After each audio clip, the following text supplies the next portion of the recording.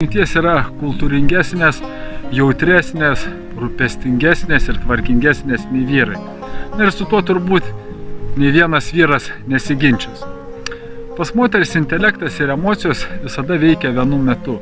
O pas vyrus tai intelektas, tai emocijos, todėl vyrui gyvenime reikalinga moteris, kad jo gyvenimas tiesiog netaptų chaosu. Moteris, naudodama savo rūpestingumo energiją, vyrui pastoviai primena apie jo pareigas, kada laikas miegot, keltis, kada baigt darbą, kada grįžt namo. Tuo pačiu jinai palaiko jo idėjas ir darydama tai su meile padeda vyrui tobulėti. Jeigu vyras klauso savo moters, tai tokiu atveju jis irgi tobulėja ir gyvenime gali pasiekti kur kas daugiau nei būdamas vienas.